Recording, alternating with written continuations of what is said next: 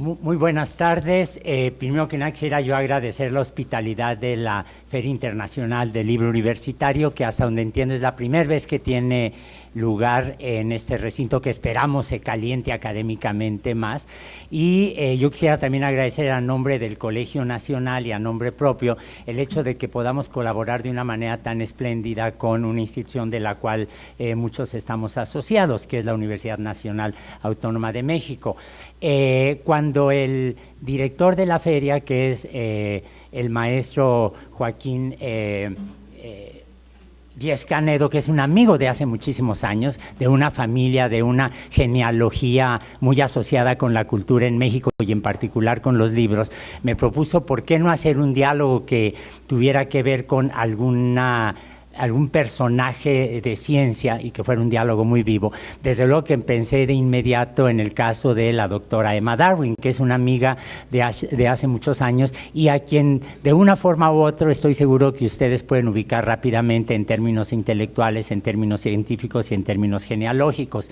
Debo decir que antes de conocer a Emma, conocí a su tío, a Sir Richard Darwin Keynes, un fisiólogo absolutamente excepcional, y ya el nombre de Darwin asociado con Keynes les muestra a ustedes que se está moviendo uno de inmediato en un círculo de personajes que han hecho contribuciones absolutamente esenciales a muchas partes de la cultura. De allí que haya surgido la idea de ver cómo podíamos conversar sobre afectos y desafectos, efectos de ser un Darwin, pero además ser de una familia que ha producido gentes muy distinguidas. Yo quisiera decir que en modo alguno esta conversación pretende despersonalizar a mi amiga, la doctora Emma Darwin, como una descendiente de quien es. Sin embargo, aunque es inevitable que esto surja durante la conversación, yo sí quisiera comenzar diciendo que es una novelista muy distinguida. El primer libro que yo leí de ella es The Mathematics of Love. I don't think it has been translated. Into Spanish. Into Spanish. Yes, but it was translated as Arithmetica. Okay. Which, if you've read the book, is slightly annoying. To put it mildly. Yeah, to put it mildly. Ella tiene varios libros, tiene uno ahora, acaba de terminar un libro que le da título a la charla que vamos a tener mañana con ella en el Colegio Nacional. Esta no es un texto sobre la familia Darwin.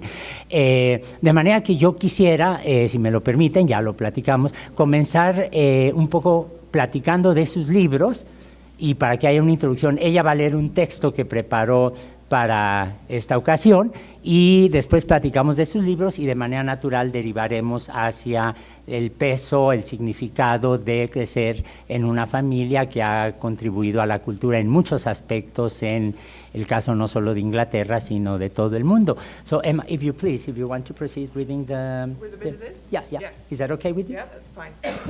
I'll just have to explain a little bit about the people in it. Thank you for inviting me here. It's great to be here and to see so many people. Thank you to Antonio. I spent 3 years writing a novel, which I called Black Shadow and Bone, I started trying to write a novel about my family because I am a novelist, that's what I do, and that's how I understand things, and that's how I try to express them. And also I knew it would sell. And I found in Charles Darwin's grandchildren, which is my grandfather's generation, artists, writers, also scientists. My grandfather was a physicist. He's Sir Charles Darwin, just to confuse things. He has the same name. And to find a way in, I invented a character, an imagined character who did not exist, called Imogen. And I imagined that she had grown up with these real people. It was a way of looking at my family from the outside, which made it easier for me to write. But I could not make this novel work. And finally I gave up. I threw the family out of the novel and wrote it all fiction, and I started trying to find a non-fiction way to write about my family because I was interested. Everyone else is interested, and I am interested. I'm not a historian, but I nearly was, and I'm interested in how the family works and in the way creative thinking and science and arts travel down through the family tree. And eventually I realized that the way for me to write about creativity in my family was to look at it through the lens of my own creative failure in failing to write a novel about them. So the book I wrote, it's best described as life writing or creative nonfiction. I don't know if you have that category here, creative nonfiction. And I called it, "This is not a book about Charles Darwin," because it's actually about everybody else. But of course, none of them would ever get written about if it wasn't for him. So he's a kind of hole in the middle. And so to give you an idea of the difficulties and the challenges that I met, I'm just going to read a very short piece from this creative nonfiction. This is not a book about Charles Darwin. It does have some short extracts from the novel, which I got out from under the bed, and to give a flavour of it. And this is from the point in the story of my failing to write the novel, where I've had feedback that the novel is really boring. It was too. In some strange way, I had felt all along that these lives still belonged to their owners and were not mine to mess with. Too often I had pulled my punches. There was so much that I had skimped or avoided or smudged altogether. I'd been a little braver in the matter of my great-aunt Gwen Ravera and her husband Jakes. They were both artists, and they had a great friend, Jean Marchand, who was also an artist. This is all in the 1920s in the south of France. Drawing yet again on Francis Spaulding's Life of Gwen Ravera, I had slipped in that during those years of living in Vence, when Jakes was dying of multiple sclerosis, Gwen and Marchand had fallen passionately in love. To this day, I feel that there must be a novel somewhere in that, even if it's not one I can write. But when I came to Jakes' appalling death, I took refuge in writing it as memory. And this is a little section from the novel. And the novel is told in third person, but it's seen through Imogen, my invented character's eyes. So this is her memory. Back then, Jakes was dying day by day and nerve by nerve, unable by then to move, to eat, everything gone except pain and terror, and still the last shards of his intelligence. That, it seemed, no disease could quite paralyze. Gwen could do nothing but look after him with as much patience as possible, which was sometimes very little, because sometimes he was so horrible. It was perverted somehow, an inversion of everything human, to say that the best hope was that Jakes wouldn't live much longer. But it was true. And so Nora said it because she was a biologist and incapable of not stating a truth, and Imogen had to agree. Gwen had said it too, and more, after one particularly dreadful day when Jakes was ill and in the kind of agony that only the paralyzed know, and begging to be allowed, to be helped, to die. "What purpose is served by allowing him to live," Gwen said, "when his life is like this and he doesn't even want it? Why shouldn't we be allowed to die when we choose? And why can't I help him? He can do nothing for anyone, least of all himself. You wouldn't let a dog suffer like this. It can't come soon enough if you think sensibly about it." After that illness, Jakes had clawed back some peace and pleasure for a little while, being read to and thinking and dictating letters to friends, but not for long. And in a way, they'd done years of mourning already with his illness. And Imogen had come back from Copenhagen and was hiding in Cambridge, stunned and miserable at Klaus going back to his wife. But she hurried to Vence, and Jakes died a week later. After that nightmare, after the days she could hardly think of without feeling suffocated, choking, drowning, after that Gwen was quite calm, and the girls too.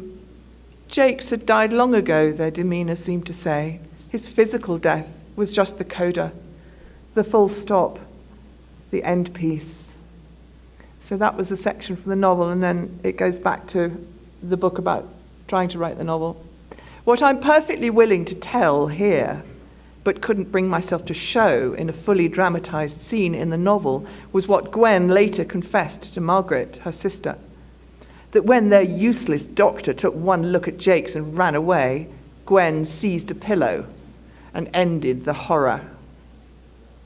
This is the sort of thing that normally makes me rub my writerly hands with glee. Years before, when I first read Spaulding's account, I'd been working on the first version of my novel, A Secret Alchemy, and I promptly put euthanasia by pillow into that novel, in all its full physical and emotional glory or hideousness. Why had I not been willing to write such things for Gwen and Imogen in Black Shadow and Bone? I reviewed all the apparently good decisions that had added up to a novel which so didn't work. There were so many places where, when the question, what should happen next, had come up, I had looked for the interesting, subtle, likely, original path. But storytelling, fundamentally, isn't a subtle business, nor is it about originality. A story can only afford to have those virtues when they don't undermine the storyteller's true and vulgar business, earning food and a place by the fire by understanding the hearer's mental and emotional world and constructing an imagined reality that the hearer positively wants to be gripped by. My argument to myself that certain paths were subtle, interesting, likely, or original was usually true, but it was also a rationalization. It was partly that writing and selling a book about one of my cousins, Rafe Vaughan Williams, having sex, or my great-aunt killing her husband seemed, yes, vulgar, prurient, sensationalist. But it was also about me. After 3 years of failing to make this novel work, life inside my writing was short on confidence and long on self-doubt, while for various reasons life outside my writing was also being complicated and at times painful. Working on Black Shadow and Bone was in many ways a refuge from these things. But the act of trying to write well will always force your writing self into connecting with the rest of your emotional circuitry. And my circuitry was very tired and a bit broken. In making decisions about the novel, I had unconsciously but consistently chosen the easier paths. But if one necessary form of writerly courage is being willing to kill your darlings, then another is being willing to give birth to monsters. Time and again, my courage had failed me, which was why the novel didn't work. But I think it's quite moving. I think it's quite moving because the English have a reputation for being very private people, and I think it's a very deserved reputation.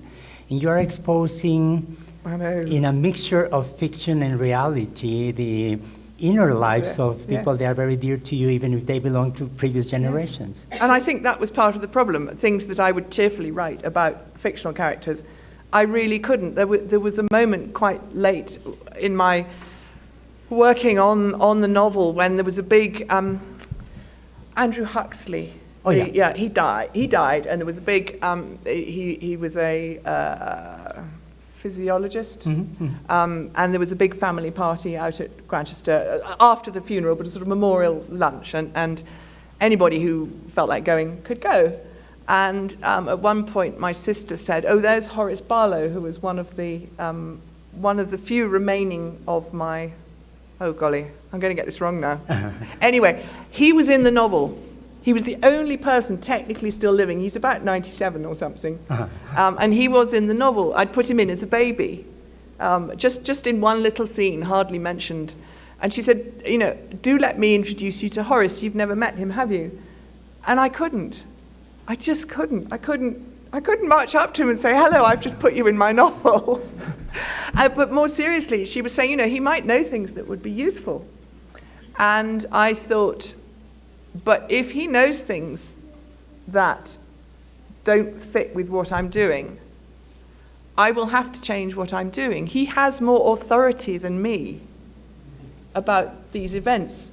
But the reason I'm a novelist is that in a novel, I am the only authority. Absolutely. I am the empress.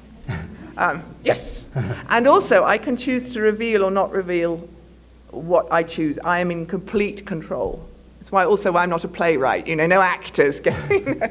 And it was a mixture of not knowing what to say to him. I really felt physically quite strange at the thought of it. And luckily, my sister knew about the book, and she looked at my face. She said, "All right, not there." but it was something to do with having the prospect of having to cede authority. And this is also why I wrote. This is not a book about Charles Darwin, as I did as creative writing, as creative life writing, saying, I may not remember this right. This is how I remember it. I've changed things. I've moved things around. The narrative arc that I've given it is not really what you would see if I'd kept a diary. I've moved things around to make a story, which I couldn't do if it was proper history or proper biography. What you're describing brings to my mind immediately an exhibition that took place a number of years ago about Frida Kahlo, who was not a very private person, to put it mildly again. I was at the Casa Azul. Yeah. Yes. Well, you know how it was. And I remember that in the second floor of the Palacio de Bellas Artes, they had decided to hang up letters, very private letters, about Frida Kahlo, so you could actually walk through them and see them. And I never had the strength to read them because I felt I was violating the intimacy of things that were not meant to be seen by others. Yes. And I suppose it was an equivalent feeling that you had. It was a bit. I mean, early on I made a rule for myself that I would only use published sources, because then I could feel that the owners of those letters, or the people who had been interviewed, they had agreed that this stuff was going to be published, and therefore it was not a violation if I then used it. And most of the detail in that. Some of the detail in that little section of the novel that I read just now came from Frances Spalding, who's an art historian. She wrote a biography of Gwen. And also when Jakes was very, very ill, they were friends with Virginia Woolf and Vanessa Bell and all the Bloomsburys. And when Jakes was... Sorry, again, this extraordinary circle of very distinct... They were very distant cousins people. of Virginia and Vanessa as well. Virginia Woolf was a funny creature and not always easy to get on with, and she wasn't always nice about Gwen, who was very sort of straightforward and forthright and very Darwin in that way, I think. But when Jakes was dying and he took forever, it was awful. And multiple sclerosis was not well understood, so they also didn't have what they have now to make it a bit easier. But Virginia Woolf started writing to Jakes. And Jakes couldn't write, but he would dictate to Gwen what he wanted to say. And so we have a whole batch of letters which my cousin William Pryor has edited and published. So the stuff about of where Gwen says, why aren't I allowed to kill him? He wants me to. Is out of those letters. And in some ways it's a very rich source, but also I felt that's their stuff. It's theirs.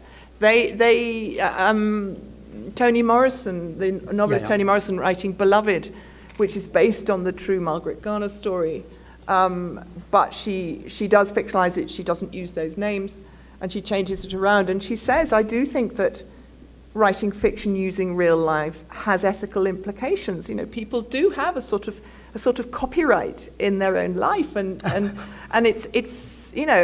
it's tricky. Can you borrow it or not? And I'm not quite sure I agree. I have my novel A Secret Alchemy is about real people, but they're nice and dead in the 15th century. They're not. I don't feel quite so worried about writing about them. But it's also this question of authority.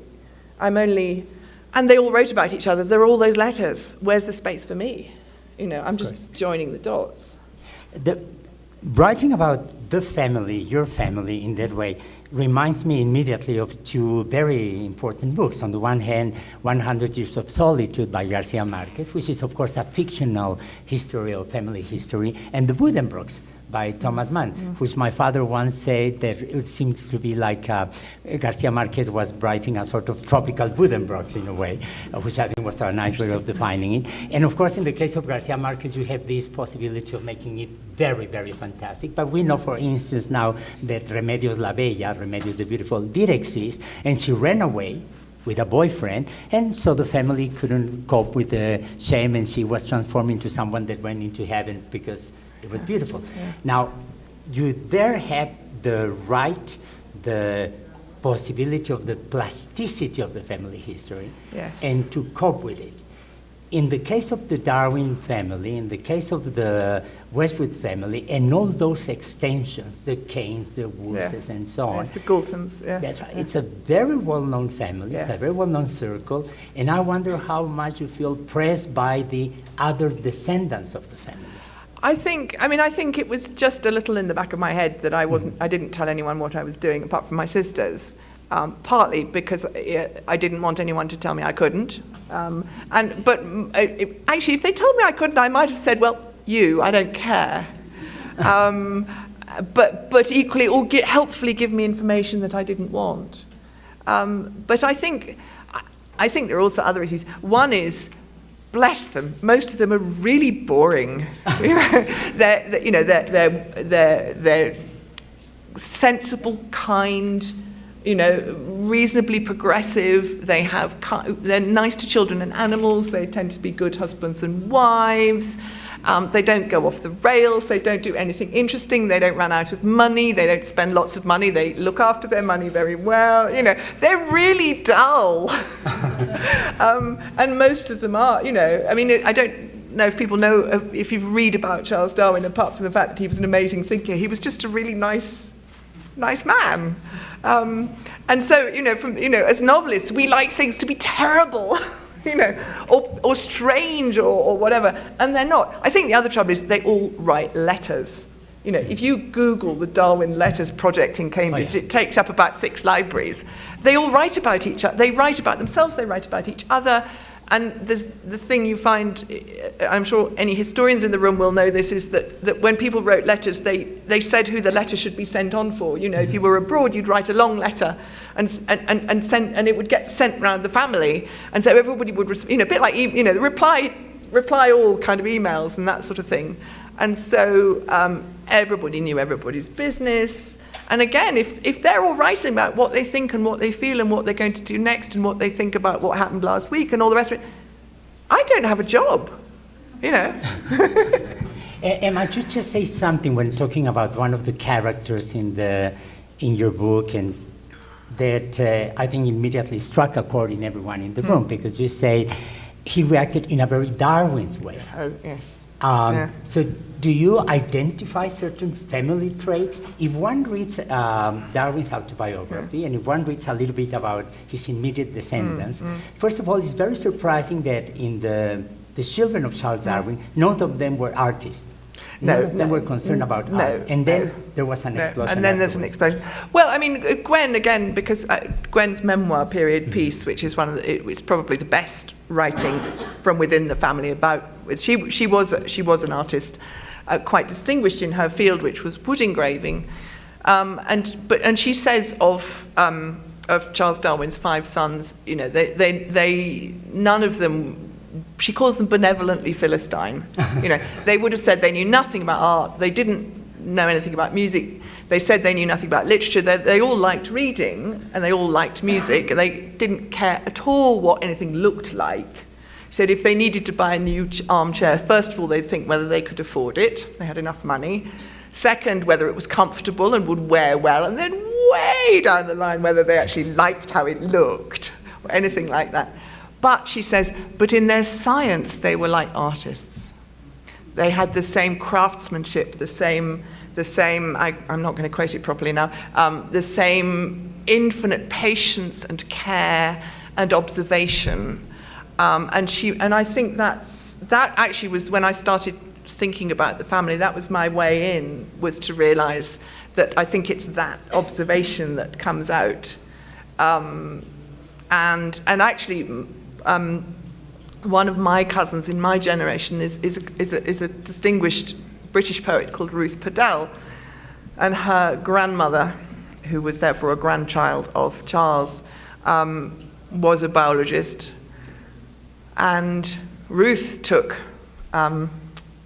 took her grandmother to a poetry reading for the first time, and her grandmother came out and said, "I see the point of poets now, they notice things." And it was about observation, which, as we know, it's one of the things poetry does best, is that. And of course, it's exactly what someone's doing when they're looking down a microscope or anything. They're watching and watching and watching and waiting to understand what this is all really about. I think Charles is, I think that, if you want to think of it as genetics, things skip generations. Of course, the Wedgwood side was full of, very strong creative side. And that shows up, and there are writers all the way along. One of the things I find quite interesting in terms of reception history is the way that Darwin is more and more considered as a writer. He's considered in literary terms by people like Gillian Beer and so on, and not just for the science that he does, but as a cultural phenomenon, if you like. Well, the diary of his travels is an extraordinary book. It's a book that everybody should be reading at 15 or 16 years old. The liveliness of the writing, the accuracy of the description, and those lines, they are really like golden threads about the beautiful señoritas in Peru, or his relationship with the gauchos. It's a travel book that reminds me quite easily of people like Tolstoy when he travels to the land he owned and so on. He was quite an extraordinary And don't writer. forget that he loved fiction. He read fiction, or Emma read it to him as his relaxation. He loved Jane Austen, and that was, at the end of a hard day's science, he'd put his feet up and read a nice romance or something like that. But I think the writing does come through. Gwen writes beautifully, and that comes through. And that reminds me, because there's a Wedgwood, can't quite remember how the generations fit, but he's a sort of yes, he decided, he spent 5 years traveling the Mediterranean. In the middle of the Napoleonic Wars, he went on a sort of long gap year. It's really quite dull. But his observation is terrific. In the sense that he is very interested in that side of things. And there's a moment, they sailed round Spain, through Gibraltar, and then all the way to the far side of the Mediterranean. To Istanbul? Istanbul, and all around there, all in the middle of things. And every now and then they'd see a French bit of the Navy and have to go the other way because we were at war with them. But and he'd hitch a lift on a Royal Navy ship every now and again. And it was quite dangerous. He started out in a party of 5, and he was the only one who came back alive. Everybody else died. And they went through somewhere where there'd been a forest fire, and his observations of how the animals had died and all that sort of thing is very acute. But he doesn't have Darwin's sense of, story almost, of creating, imaginatively recreating what he's seeing. So it didn't make a novel. He wasn't interesting enough. Which brings me to one point that I'm sure everybody is very keen about hearing about, the weight of being a descendant of Charles Darwin, surrounded by all these extremely creative people. Did you ever feel pressed or even by yourself of becoming a scientist?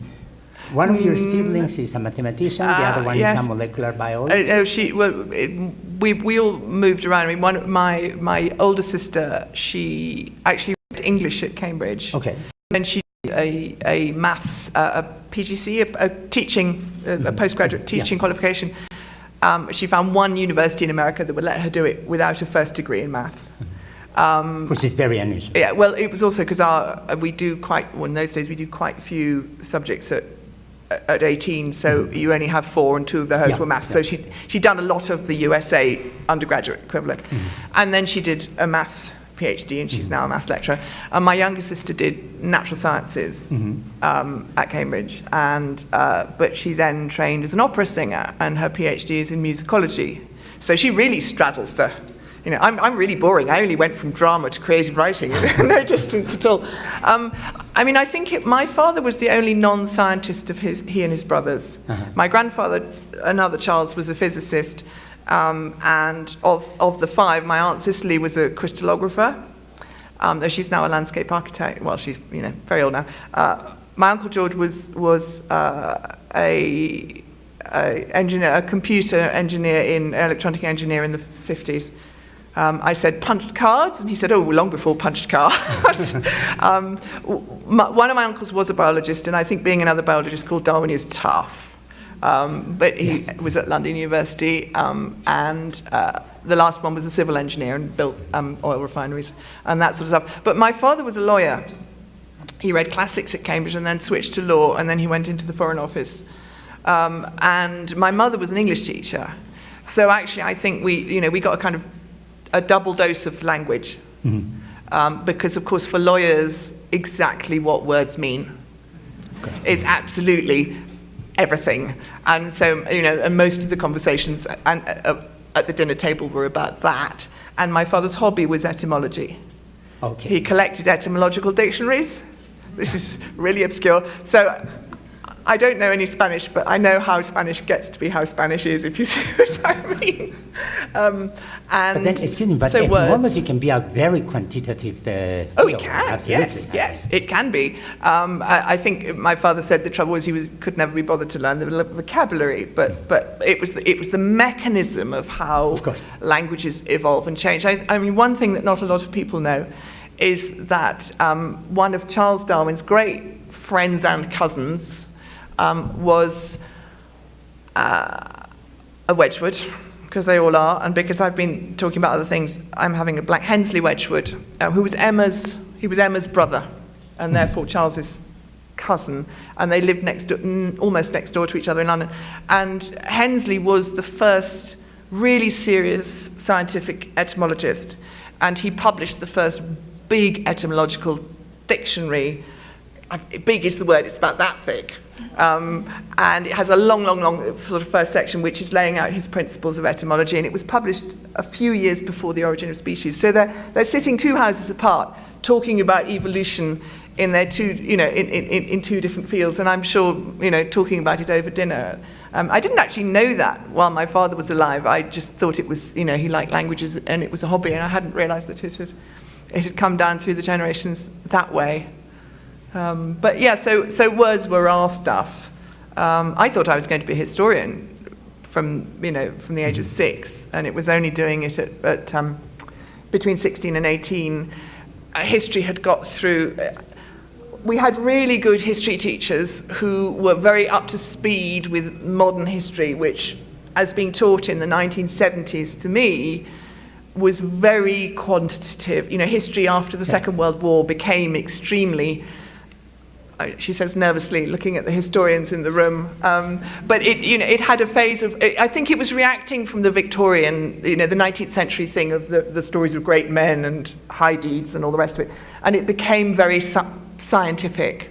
But it's also the influence of the Marxist people in Cambridge. It's a very obvious influence. Yes, very, and so what I'd loved as a child about history, which was not just the famous people, but also the ordinary people, social history, but the good stories, and that had become really, and so I thought, I know people need to do this and analyse grain price indexes and stuff, but it's not me. So I wanted to be an actor at that stage, so I went to do drama, which is actually a terrific training for a novelist. Better than English literature in lots of ways, actually. But nevertheless, the titles of your two books, well, actually the third, if we also consider the third one, if you consider this is not a book about Charles Darwin, The Mathematics of Love and The Secret Alchemy. Yes. Alchemy was once a science. Yes. So you clearly grew up in an environment that was favoring the idea of science as part of culture. Yes. Well, we very much grew up in a culture. There was not two cultures in the house. Mm-hmm. There was one. It was everybody was interested in everything. And you might have expertise or you might not, but everything was, I still would say I'm interested in everything for a while. And also the great admired skill was to be able to explain things. My mother's a teacher, my father as a diplomat spent a lot of his time trying to put complicated things into, things that would translate across 8 different languages. In the booth, I remember him saying that when he was giving speeches, at the United Nations or in the European Community or whatever, he would be giving his speech in English and he would listen to the French in his ear. And if the French was going a bit slowly or stumbling, then he would change what he was saying as he went, so that it would be translated. And this was all in the context of legal things where you have to be really careful what you say. So expressing things was what it was, what it was all about. He can't argue was about the worst insult you could say of anyone. Also, if someone who doesn't know when something is proved. He's not kind was bad, but he can't argue was the real insult.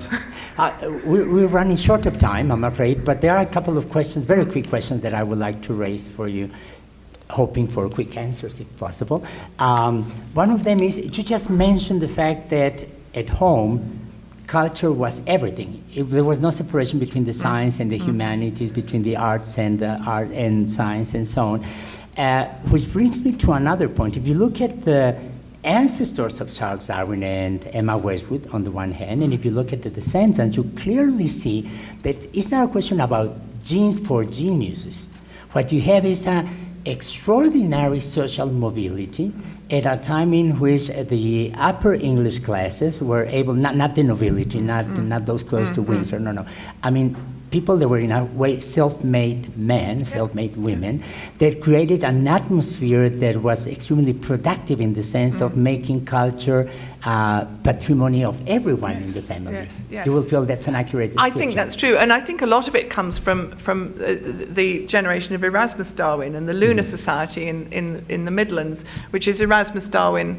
I'm not going to remember them all, but Erasmus, Josiah Wedgwood, the first Josiah, James Watt, the engineer who invented the steam engine.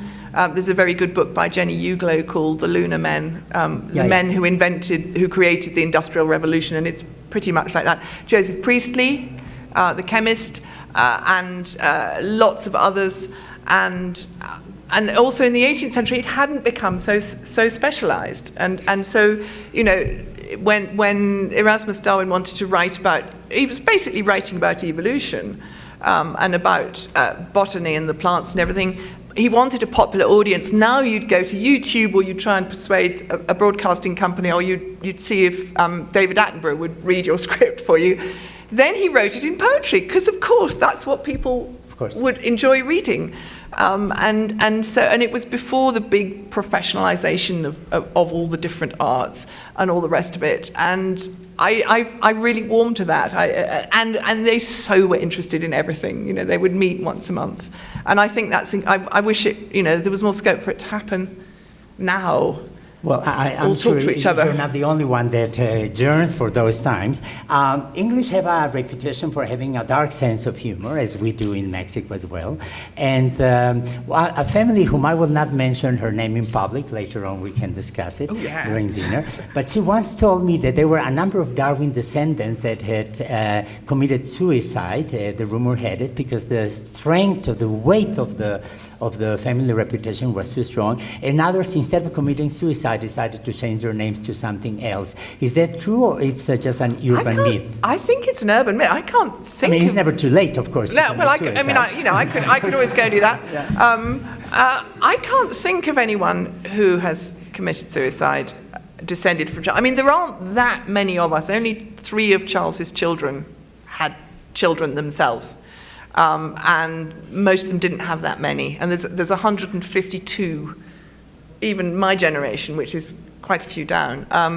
I don't think any of them committed suicide. I mean, most of them have not been as famous as him, but,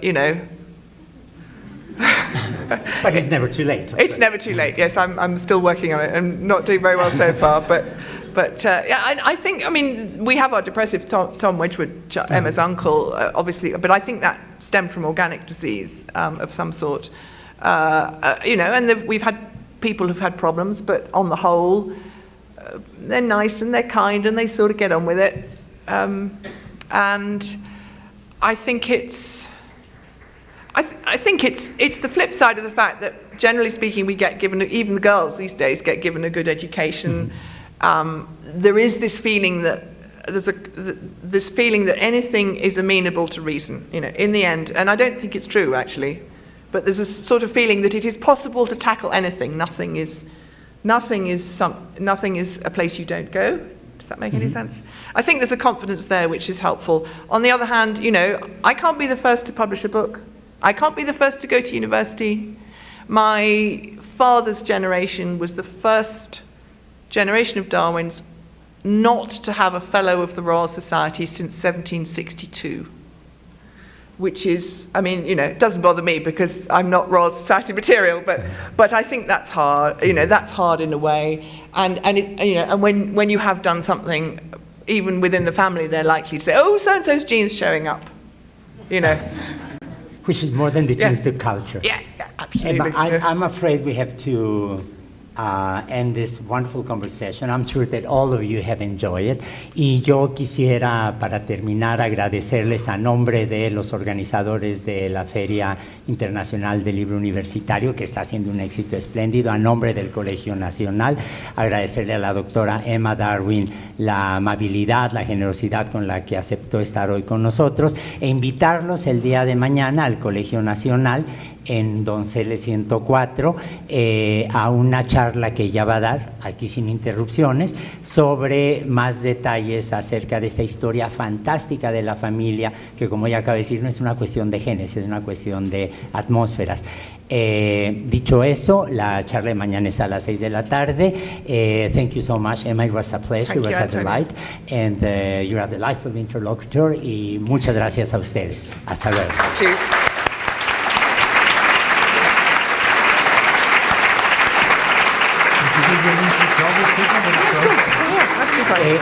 Como estoy seguro que hay dudas o fotografías o autógrafos que les gustaría pedir, si gustan pueden platicar con la doctora Darwin aquí afuera un poco, y muchas gracias de nuevo a ustedes y a los organizadores. Brilliant.